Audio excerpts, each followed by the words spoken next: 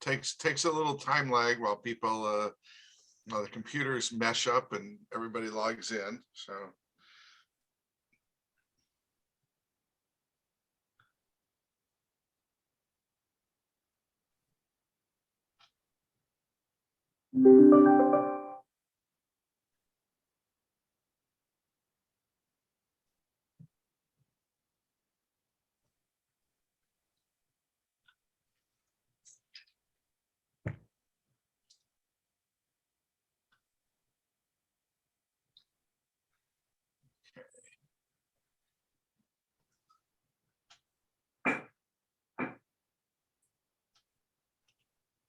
Well, we seem to have leveled off. I'm sure a few more people will trickle in, so let's get started.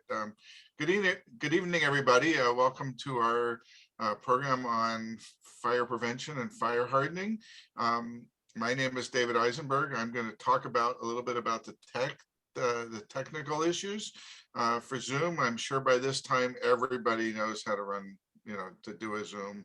But just to remind you, if you hover over the screen, there's a Q&A button at the bottom. Most people, some people have it somewhere else. There's a Q&A button, and type any questions you have at any time during the program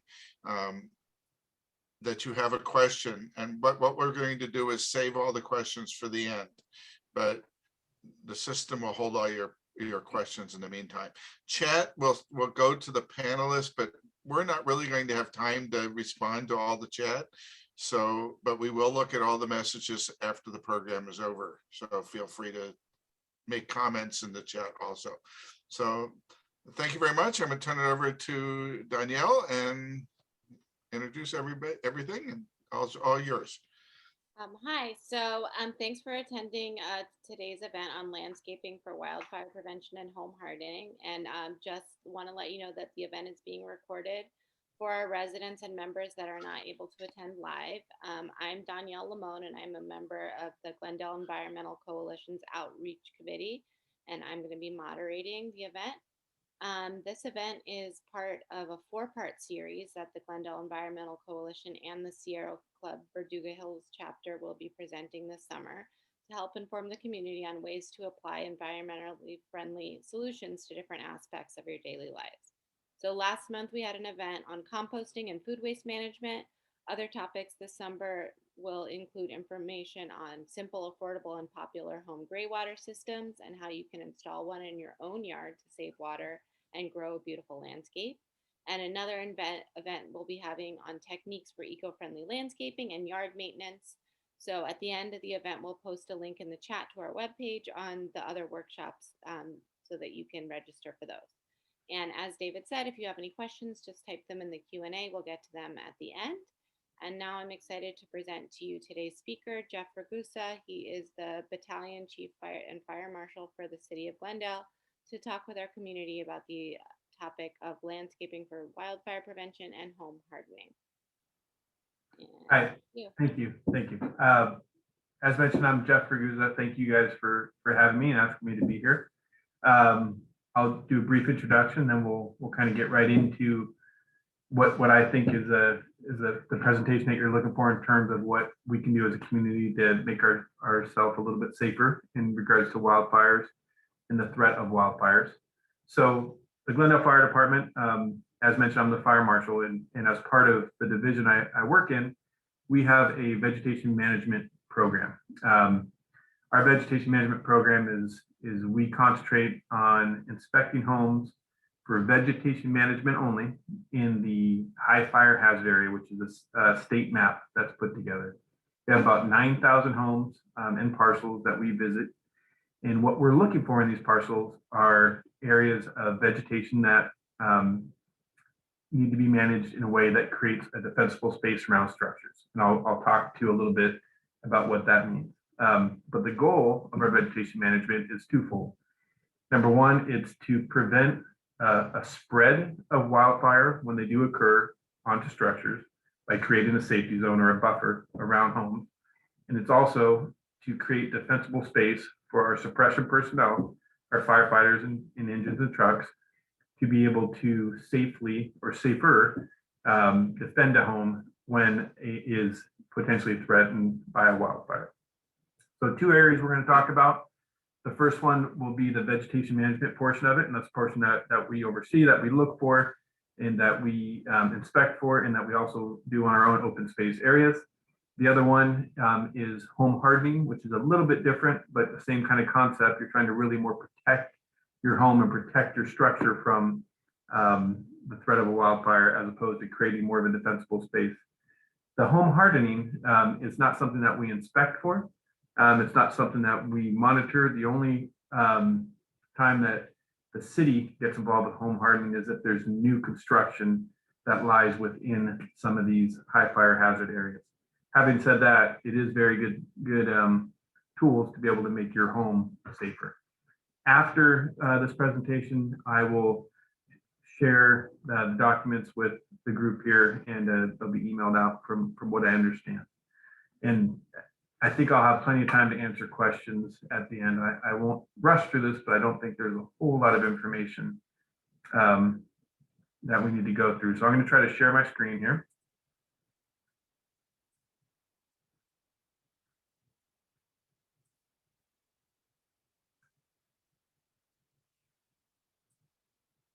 And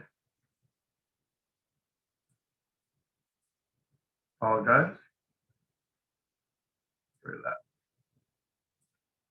Okay, so we talked about vegetation management and what we do as a fire department when we go out and we try to ensure that we have a defensible space around structures. So this it's kind of blown up so you guys can see it, but the one that will be sent out is all in one page. It's also on our website, and I'll show you where we can find that. But basically, we're looking for 2 zones. We're looking for the first zone, which is in 30 feet from the home, and we have certain criteria that we look for. And then we have a second zone, which encompasses up to 100 feet from a home. And it can be a home, it can be a structure, it can be a commercial building, any sort of residence or business that is potentially threatened by a wildfire. So let's talk about the zone 1 right first, the first 30 feet. You know, what we're looking for and what we're asking for, and what helps us is basically that anything that's dead is removed. So if it's green, normally it's pretty good as long as it's maintained. But if it's dead, it needs to be removed completely, right? In addition to vegetation, any sort of dead debris that you've already cut, Christmas trees, yard work, everything that's within there, and dead material, all that stuff needs to be removed beyond the 30 feet of your home.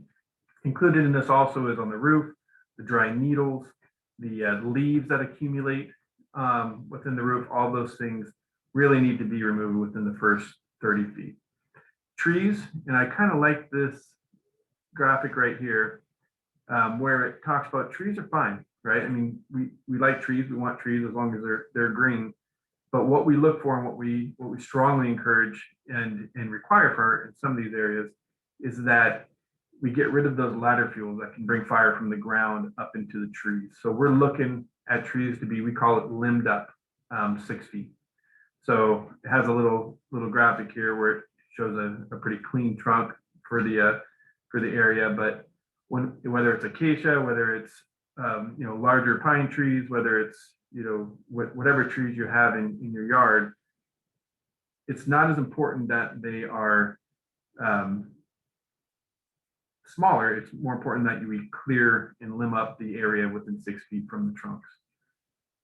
Now, kind of moving beyond that zone 1 into the zone 2, what we look for in that is really getting rid of all your grasses, your light flashy fuel, because light flashy fuels, they can catch on fire, then they can rapidly spread, and the higher the flame length, the more intense they can be. If you add a slope to it or you add a wind to it, you're trying to really get those flame lengths smaller so that they don't do as much damage.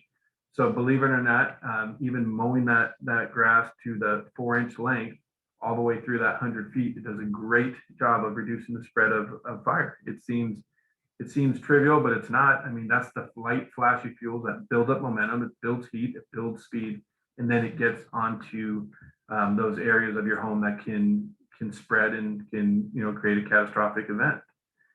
Spacing between shrubs and trees. You have a lot of places at Old Glendale, you have, very, very 20-year-old acacia. That's the ground cover that if you look underneath it, it's pretty dry, but on top it looks really green, and it's just been there forever. And it's, a lot of people plant it. It's very, very pretty.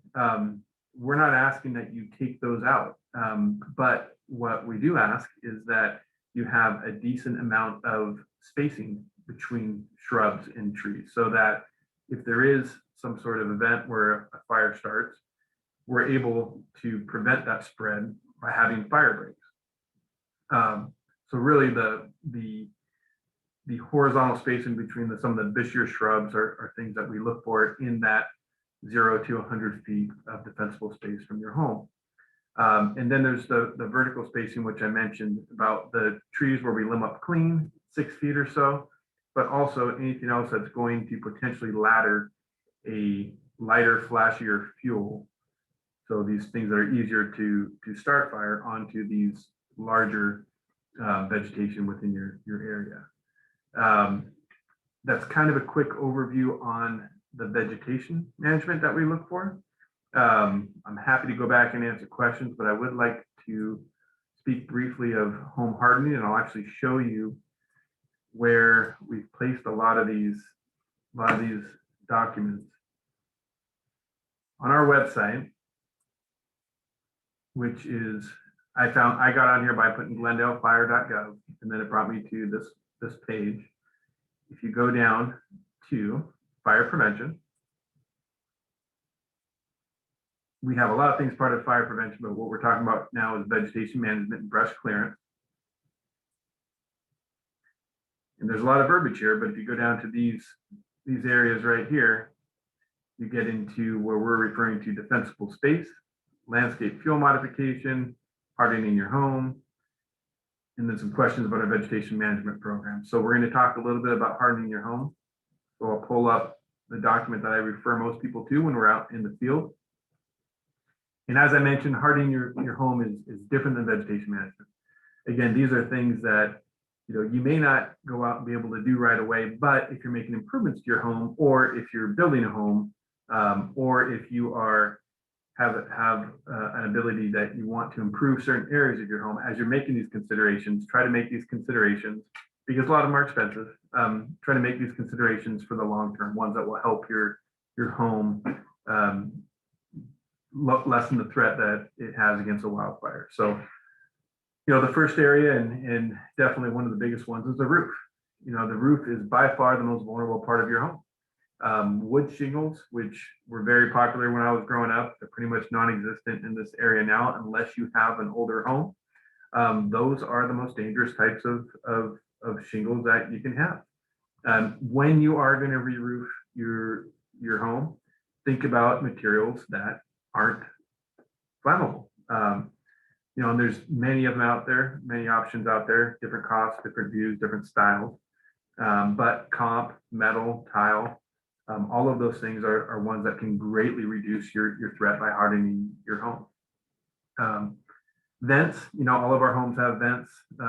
All of our structures have vents within the structure. If you are in a high fire hazard area, and most of the stuff, I should emphasize, is for people who are in high fire hazard areas, meaning, and we have a map on this website to kind of show that area, but meaning that you have an urban interface threat, you have a threat of wildfire. So vents in our homes, which doesn't come standard, is not part of old construction, but there's easy things you can do so that debris and embers during a fire don't find their way into your home, don't find your way into your attics, don't find your way into your garages, and able to prevent the home, or at least lower the risk of the home catching fire during one. And that's simply to put 16-inch, 8-inch, or 1/8 inch metal mesh around these vent covers. Basically, you don't necessarily need to be professional to see that. You can, if you're able to go on the roof, and anytime there's a vent and you put a mesh on it, be able to walk around the eaves and you see the little attic vents or what have you. You can go down into your hardware store, buy a little bit of the mesh, use just little snips to put it in place, and you can cover up those vents, or it's something that most handy people can do, or you can hire somebody to do, generally at a relatively low cost. Eaves and soffits. Basically, the biggest thing about eaves, in my opinion, and obviously this document is a compilation of both opinion as well as a lot of other resources out there that are authorities on these. But open eaves are probably the biggest threat. Open eaves meaning some of these older homes, you can see the construction, you can see the rafters coming down, and basically, if you look up at the eaves, there's a gap and really a segue into the attic area. Boxing the eaves is a term that's referred to where you put ideally some sort of ignition resistant or non-combustible material underneath the eaves to prevent embers, again, getting up into your eaves and getting into these cracks and getting into your attics. Those are another way, relatively less expensive, especially when you consider it two roofs. But an area, if you're going to improve your eaves, if you're doing some sort of construction and you have the option, those are things that you can do. And mind you, any new construction in this area is going to have everything I'm talking about right now, because when we go out and inspect it, and when we sign off on inspections, we require these things. We do not require older homes to retrofit it. Moving on, the windows are another area that you can use to protect your home. Windows, especially in these areas, a lot of people want these huge windows, which I agree. I love these huge windows. They have these beautiful views. You're on a hillside. You're in these canyons. The problem is some of these old windows, and I live in a 100-year-old home, not in a high fire hazard area, but very close to one. So especially these older homes, like the one that I live in, they're not dual paned, they're not dual paned windows. They're single pane windows that when exposed to fire, when exposed to heat, they can break. And once they break, that is a perfect inlet for embers to come into your home and then to cause a fire inside your home. So these rated dual pane windows are really good ways to keep that view, but also greatly reduce the risk of wildfire by hardening your home. The dual pane windows are standard in new homes, like I mentioned. They're quite a big upgrade in your older standard home. But as you're replacing windows, these are things to consider. The outside walls of the home.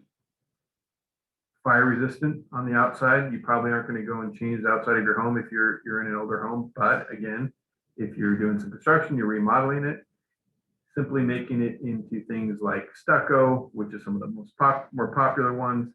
There are also some things called like fire cement and siding that have fire retardant, or some treated wood. If you have some of those old craftsman style homes, you can use treated wood if you're repairing some of those woods.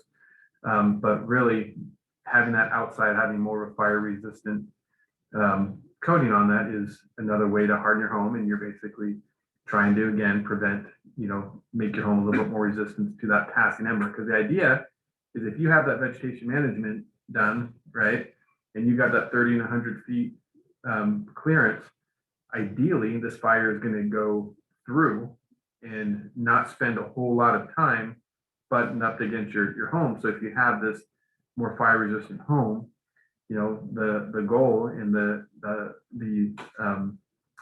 the end product of all of your work is that it can withstand a little bit of exposure to fire by not allowing the fire to spread inside your walls and not actually catching the house on fire.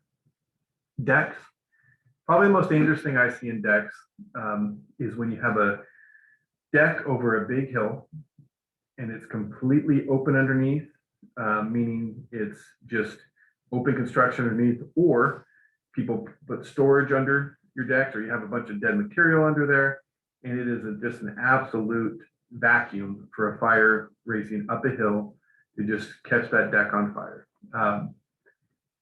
Wood decks can exist safely if you close up some of that construction to avoid those areas where embers can get in. If you make it of more of an ignition resistant material, If you hardscape or clear enough of the vegetation around it so that the threat is gone, those are all things that you can do with your decks.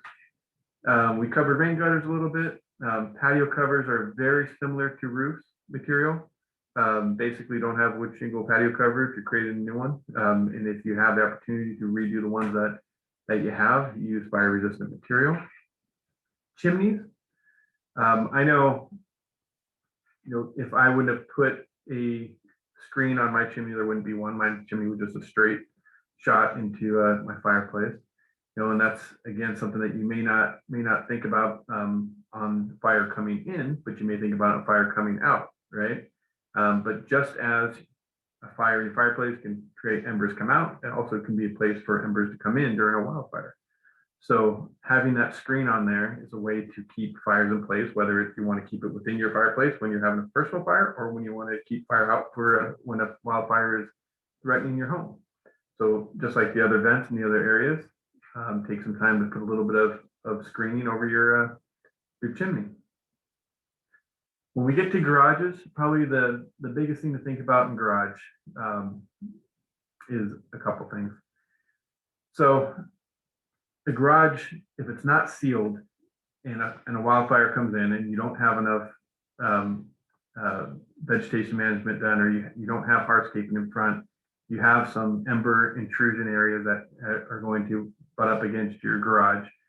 The cracks are either below or on the side are perfect areas for embers to get in and to start the garage contents on fire. And whether you have a detached garage or an attached garage, the idea is to keep that fire out of that garage. Ways to do that is to seal around the cracks on the garages, or seal around the bottom of it. If you have one of those garage doors that basically is inset in there, so that you don't have an inch or two opening at the bottom, especially some of these older homes. I know the drainage coincides with it, so there's usually a half-inch gap or a gap on the bottom of there. If you can put some stripping on there to make sure that you seal it up, you'd be amazed at how well that does against protecting against an ember intruding into your home. And again, when we are, as firefighters, when we are looking at defending homes and trying to make a stand with homes, the goal in structure protection during a wildfire is to prevent the wildfire from catching the house on fire. But we're not in structure gear, right? We're in different fire protection equipment than if we were going to a structure fire. We are out there trying to put out a brush fire. So we aren't necessarily equipped to readily enter a home and put the home out on fire, because we're wearing equipment that's designed to be able to be a little bit more mobile and to keep the fire outside of the home. So anything on the residence end that can do to help stop the fire from getting inside the house is going to tremendously increase our ability to make a really good stand and defend the home. We speaks briefly about driveway and access roads. Essentially, we have a pretty good ordinance in Glendale where any sort of construction needs to comply with our ability for our emergency vehicles to access it. There are some older areas that may have been built before these are in place. Normally, those are not viable for the homeowner to increase the size of it, because these are these very old homes where they just don't have the property to do that. For those and for the newer ones, just maintain those access, maintain those driveways for us in a sense where there's not overgrown brush, there's not overgrown trees, so that we can clearly see your home, so that we can get our vehicles in and out, so that we can pass one vehicle or the other.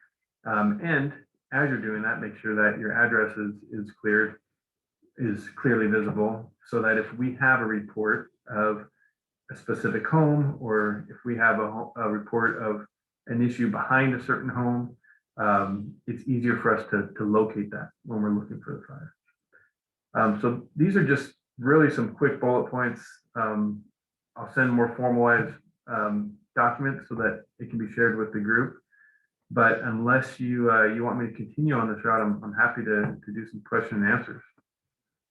Um, I was just thinking it might be helpful to show the map that you showed at the beginning of where the high severity fire zones are so that people can just see it, Sure. where to find that on the website. Yeah, so I'll try to do it from the website. That way people can find it. And I apologize if it takes me a second here. Okay, so I clicked on fire hazard severity zones is what I did. And this is a very digital map. A better map is down here. You can zoom in a little bit. And I'll show you how to read this a little bit. So basically, everything every outlined in red, right, is considered by the state a high fire hazard area. Meaning that if a brush fire, and up here too, meaning if a brush fire occurs in this area, the biggest threat are homes that reside within these areas. So our vegetation management program, our inspectors, and we have 2 inspectors specifically that are assigned to this program, they go to every home within these structures, 9,000 lots, and they do inspections on them. People get violations if they or notice of violations, asking them to clear their brush if violations are found within this area. But this is the area specifically that is designated by the state to be a high fire hazard area. Was that your question, or was that your? Yes, thank you. Yeah, for sure. So I think, thank you so much, Jeff, for your presentation, and we Sure. will go ahead and take questions. Yeah. If you had any additional questions, feel free to type them into the Q&A now so that we can address those. Okay, so this is very interesting. I have a question about these fire zones before I get into the type questions. Sure. I see that you have red markers away from the fire zone. Are those possible? What are those? Are you referring to these? Yeah. Those are fire stations. It just happened to be the Oh, okay. map I use. Sorry, that is a little confusing. But yeah, those are actual fire stations. Okay. So if there's a fire, that's the zone that's in the Verdugo Mountains that's centered in the screen.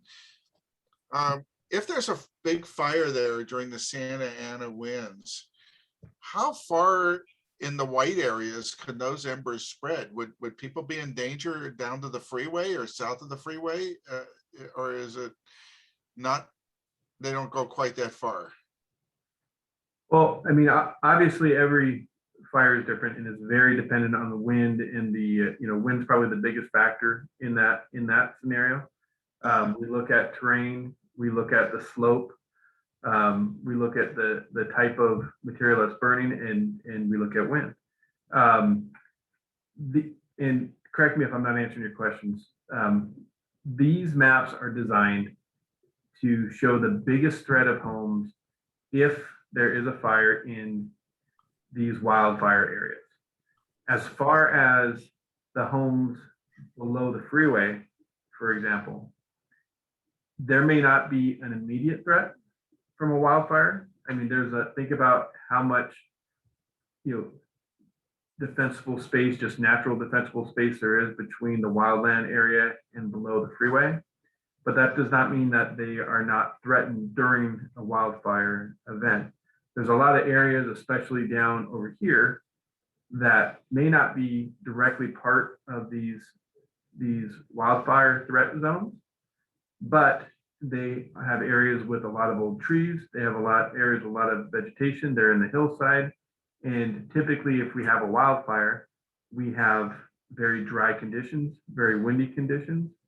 And there's always a potential for a spot fire to extend beyond these areas. Before you move away from the map, we had a request to see the La Crescenta area of the map, since we might have some residents from that area, and it was just zoomed in away from there. Thank you. Sure, of course. Yeah. So again, these are designed, these are designed to have the cover the biggest threat to a wildland fire. Now, that doesn't mean that if there's a property on Brandon Broadway that has dry brush, that's not a fire threat. But it's not part of our vegetation management program, meaning there's always, if there's dead vegetation anywhere, it's going to burn, right? But the goal of a vegetation management program is to reduce the spread, catastrophic spread of a wildfire, the larger threat in the urban interface. So we actually got this question multiple times, and it was a question I had as well. I've been hearing a lot on the news about hardening your home in areas across the country. And one of the things they mentioned specifically was like replacing mulch near the foundation of your home. And so we had a couple people asking about mulch and if mulching is, a fire hazard, and if there's specific places that you should not have. Replacing mulch near your home. I mean, again, I'd have to see the area of concern, but mulch generally, I mean, it's very low comp and it's generally contained. And you're not usually landscaping with the mulch. So in general, utilizing mulch around the home, that's not something that we would recommend or required to be abated. Obviously, if there was a significant amount of dry mulch that was an obvious fire hazard, then that was something that we would ask to be removed. But your basic gardening mulch, when used appropriately, I wouldn't say that that's a significant fire hazard. But obviously, I'd have to see what they're referring to, because it's obviously a concern of people, and there's definitely outliers out there that could be using it inappropriately for sure. Okay. You showed the defensible zone of 30 feet and 100 feet. And, people think, if 30 feet is good, is 100 feet better? Or if 100 feet is good, going out to, is more brush clearing better, or does that cause more problems? If you have the space, I mean, well, we're never going to say, clear less than 30 feet or not to clear more than 30 feet at the zone 1 level or more than 100 feet. I mean, obviously the more the better for us, but I think what you're asking is, why they're different, perhaps why are there different requirements within the first 30 feet, or different recommendations within the first 30 feet versus the second 100 feet. And the reason for that is basically because we're looking for lowering the threat from a wildland fire to get onto structures. So we're talking about 30 feet from a structure and 100 feet from a structure, whether it's your structure or your neighbor's structure. So the different requirements basically come in the sense that the closer you get to the structure, the more restrictive you need to be in order to truly create that buffer zone, that defensible space. So that's the reason for the two zones. Does that answer your question? I think so. So it would be okay, but I can see from your pictures that leaving trees is okay as long as they're up 6 feet above the ground. As long as they're limbed up 6 feet from the ground, as long as they're green, they're not dead. Those are all things that we look for. Okay. So we have a question. There's an empty hillside next to our house that hasn't been cut back in years, and it was sold to a developer 2 years ago. And there's a eucalyptus that nobody's responded from the owner of the property. What does a person do in that situation if they're taking care of their property but their neighbor is full of fuel? Sure. And David, I think there's two answers to that. There's an app I have on my phone. It's a Glendale app, where you can put any concerns in, and it gets routed through the city to the appropriate division, right? And I can send you that with the other information that is really a good catch-all for people who have concerns within the city. I've shared that a lot with our residents. If there is a significant concern about something that could potentially be a fire threat, there's a couple things to look at, but we can determine this.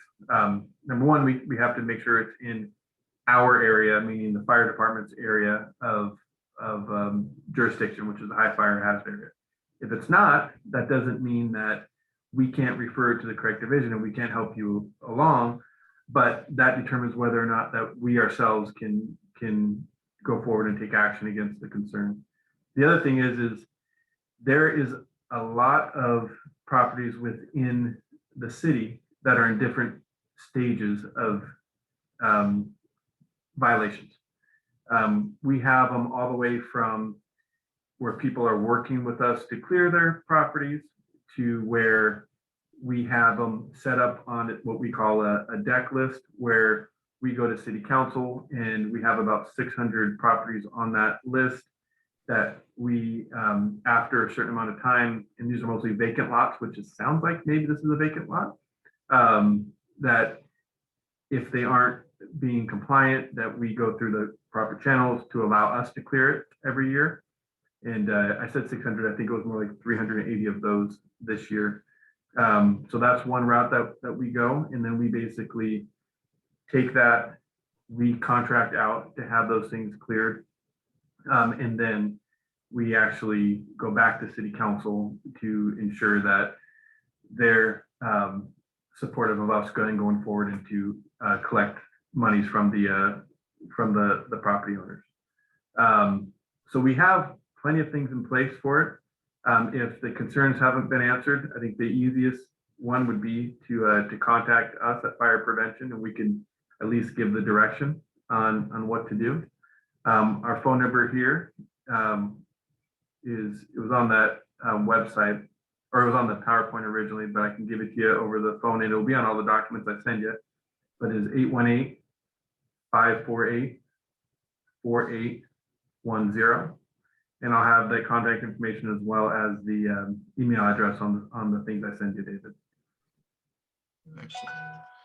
And we have some questions about specific items on houses. So first, for trees, if there's a tree closer than 6 feet, but it's limbed up, is that, this is 6 feet within to the structure. Is that okay, or do those trees need to be removed? If it's a healthy tree and the branches are good and it's limbed up, chances are that that's not a tree that we would ask to be removed. Okay. I would have to see the tree though. Again, it depends on its proximity to a lot of things. All right. And I got a question about whirlybirds. Is that bad on a roof? I think they're referring to the things that spin when it gets hot, and since it spins, the idea is to expel the heat out of it. I'm not familiar enough with whirlybirds to know if they have a screen underneath it. I would think that the new ones do. New constructions have to be compliant with our requirements in the high fire hazard area. So if there's a way to have that 1/8 or 1/16 inch screen within that whirlybird, then that would not be a concern of ours. That whole idea is to stop the embers from coming in. Okay. And then let's revisit the bark and mulch. That's if it's on the ground, it's okay, right? Like a mulch is okay. Yeah. And I really appreciate the concern for the mulch question. What I'm envisioning with this question, without being able to talk live to the people asking it, is you're talking about your standard mulch with your gardening along your home. And again, those are pretty low comp. They're pretty low to the ground. The bigger picture is getting rid of that vegetation and managing that vegetation correctly. around the home, the bigger, drier, higher threat vegetation. So can mulch burn? Probably. I'm sure it could. If it's used in conservative amounts around a garden, that's not something that we would look at asking somebody to remove. Can you just explain, in case people aren't familiar with the jargon of low comp? It's low to the ground, right? Got it. Like our requirements is to, we have the requirement of mowing lawns 4 inches or less, all the way 100 feet from your home. And I explained the reason for that is because, the higher the brush in the event of a fire, the higher the flame length, the more power the fire has, the more susceptible it is to wind, terrain, to slope. And that low level is not going to have the same threat of a light flashy fuel that's well above that. And that's why I mentioned, if you have a yard full of dried mulch and that's your that is your landscaping, then that could very well be a problem. I just haven't come across something that I haven't come across something that big of a threat when it comes to that. Usually it's maintained into the garden area. We have a question about native plants, landscaping with native plants. Are there native plants that are, they're adapted to fires? They, some of them burn quite intensely, some of them don't. Are there native plants that you recommend, or is it true if it's any kind of plant, it still needs to follow these rules? Any kind of plant needs to follow these rules. We will, when we're in the high fire hazard area and somebody is going through the permitting process, we may give them ideas perhaps, but there's no plants that are illegal in Glendale. There's nothing that we say, hey, do not plant. Essentially, the vegetation management applies to all of the plants, all different types of plants. It's not specific to one or the other. It's not that a sumac burns less or more than a different type of vegetation, but we're going to treat that sumac just like we would an acacia when it comes to our vegetation management. Okay, and you talked about shrubs, trees, but what about shrubs? If shrubs tend to be close to the ground, and if they're like window height, is that okay? Or what are the rules for that? Again, the shrubs, and I think we talked maybe a little bit about on, there we go. That's where, oh, sorry. That's like the number 5 here, where we're referring more to the horizontal spacing with shrubs. And, if you can envision, like I mentioned, the old growth acacia, that's technically a shrub. Well, over time, those shrubs may be completely connected and go the entire length of a hillside. When we look into vegetation management, we want to space those 20 feet apart is what we would advise on some of these larger shrubs, so that if one of the shrubs does catch on fire, it's self-contained within its own area. As far as shrubs being maintained, if they're not dead and they're green, we generally, as long as they're appropriately spaced, we generally feel that those are relatively safe, especially if all the dead branches are removed and they're maintained. As far as relation to the windows, a lot of these questions would be a lot easier to see a picture of, but there's no restrictive. It doesn't have to be cut. We don't relate it to windows. We don't relate it to necessarily that as a requirement of a window, but we do make sure that when they're near a home, that they're maintained and that they're green. Green, good rule is green is good for sure. Brown is very bad. And we have one more written question. I live in Briggs Terrace, which is a high fire zone. I've heard that the fire department does drills with the community, but not sure what happens. They're recent. They moved in just about a year ago. So does that happen? And are there drills? And I'm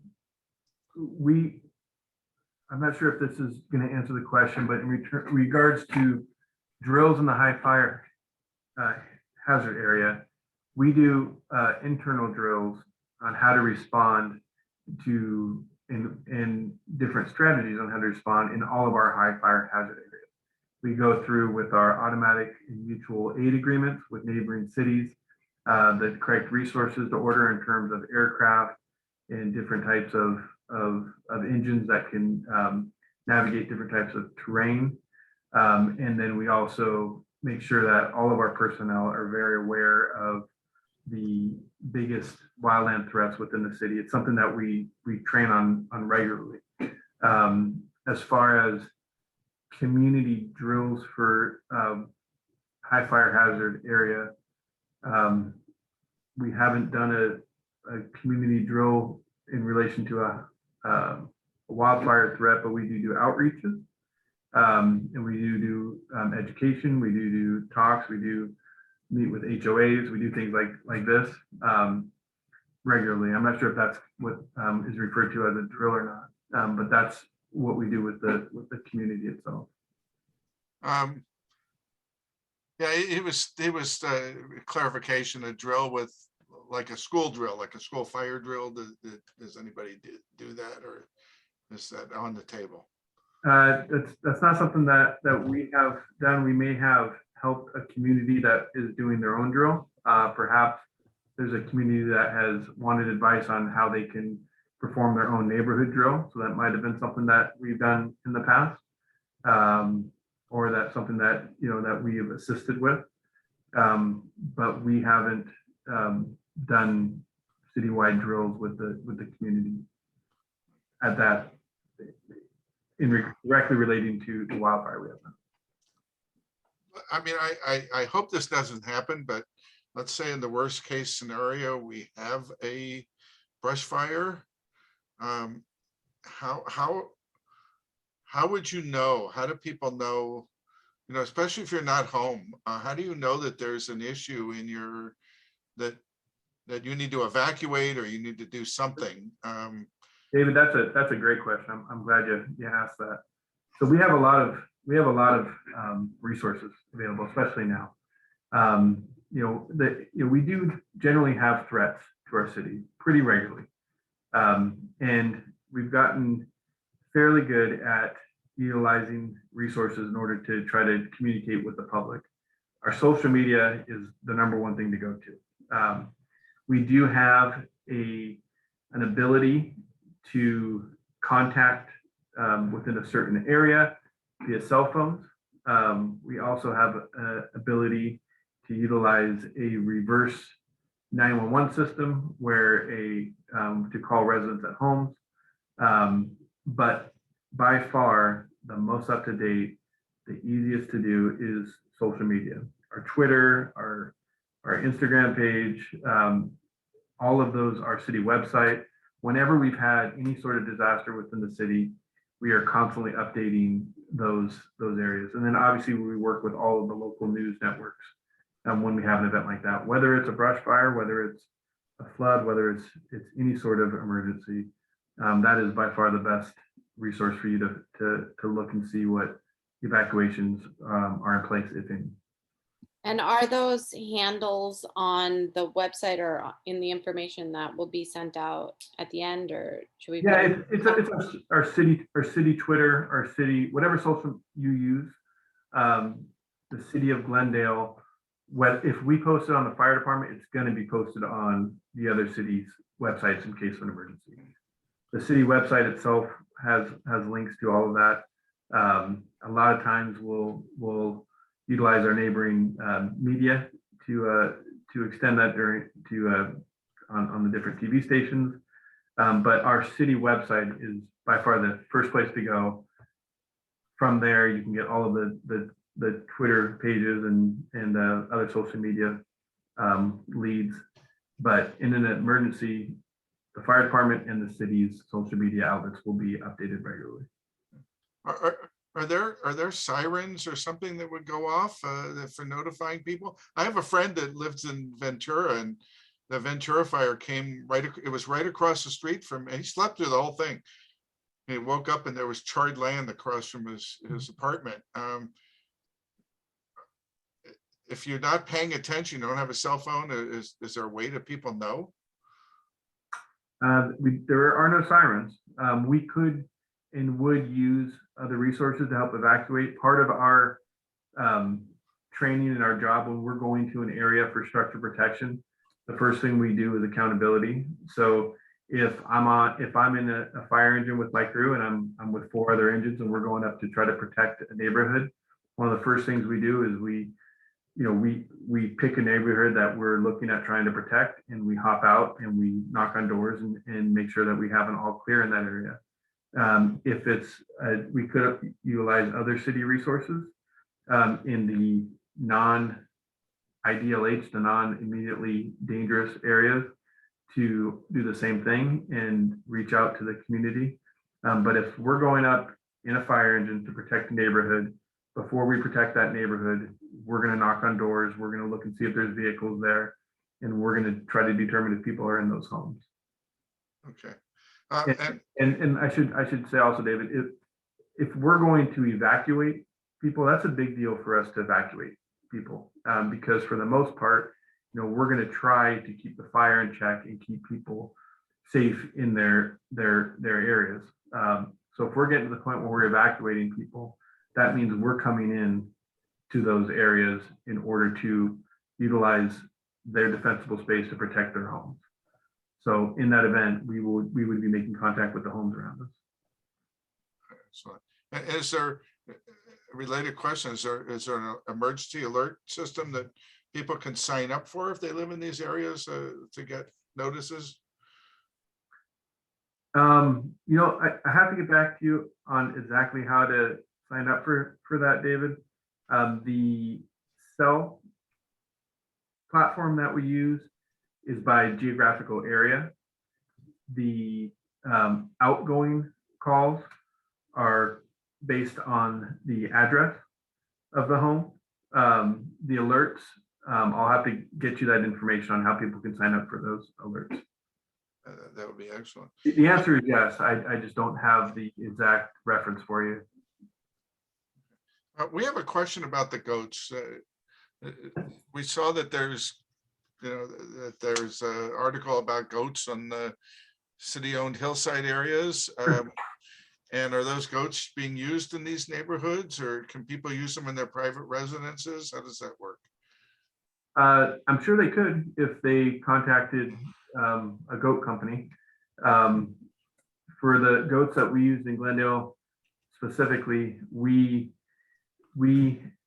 have 300 or so properties that are city owned that we are responsible for abating ourselves, that we need to brush abate, basically. So for this year, for a portion of them, and that was in Montrose Park and soon to be Verdugo Park, we chose to utilize goats in those areas rather than using our mechanical means of abatement. It's kind of a pilot program. We contacted we looked up and down California to find a good goat company, and we ended up finding 2.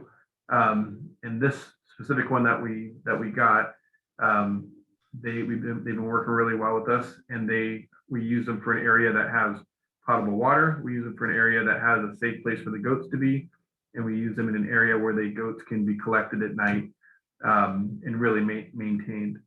As far as can they be used on private residents, I don't see why not. It wouldn't be done through us, but for example, I believe the college used it for some of their properties 15 years ago or so. I believe there's some other surrounding areas, private areas that people use for goats.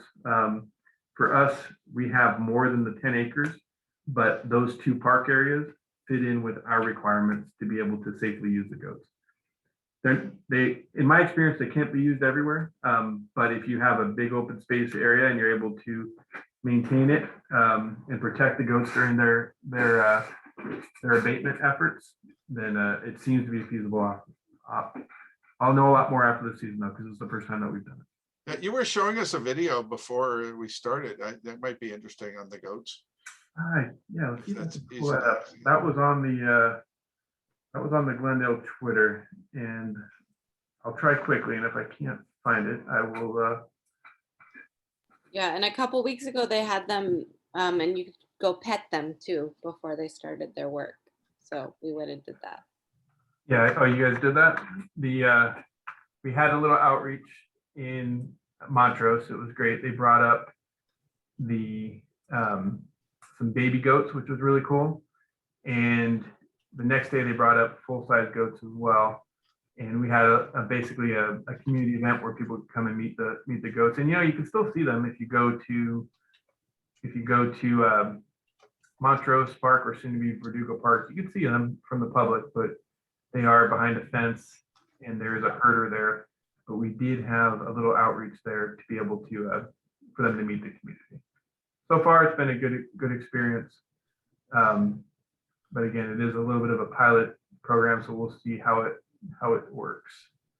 Here's the little city-owned parks. Each year, the Glendale Fire Department uses multiple abatement methods in order to manage our vegetation in our city-owned parks and open space areas. During this year's brush season, we have allocated a portion of our open space vegetation management to be cleared by goats as a pilot program. This pilot will allow us to evaluate the effectiveness of adding an environmental friendly method of vegetation management to our wildfire prevention program. For more information on our GOAT program, please reach out directly to the Fire Prevention Division of the Glendale Fire Department via our website at glendalefire.org or by calling 818-548-4810.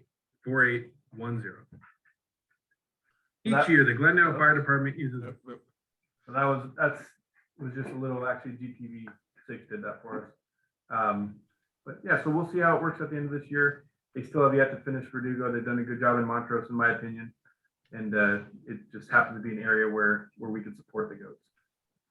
Well, on that adorable note, it is time for us to conclude the event. So thank you, Jeff. And it is great to know that there are ways that we can actively protect our homes and community from the threat of wildfire. And we are grateful for the valuable information that you've given to us today and the work that you do every day to help make Glendale a safer city for all of us. So I hope that you enjoyed the presentation today, and those of you that are watching live, we will be sending you a follow-up email with the links in today's presentation, and we'll also be posting a recording of the presentation on gec.eco, our website, along with links to many other resources. There you can also see a recording of our previous event on composting and food waste management. The Glendale Environmental Coalition and the Sierra Club Verdugo Hills chapter will also be presenting 2 more events later this summer. In August, we'll have the founder of graywateraction.org speak to us on going green with graywater and covering how to water your landscape with recycled household water. And then in September, we'll have the founder and president of the American Green Zone Alliance who will be talking to us about how to transform your yard into a residential green zone. So you can visit gec.eco/education where you can learn more about these events and how to register for them. And I will also go ahead and put that link in the chat for everyone. And we look forward to seeing you again later this summer. Yes, thank you very much for the great, we've got a lot of comments, love it. This is so awesome. Comments like that. So I'll send those to you after the meeting. So thank you everybody for coming, and we're going to end the program now. Bye.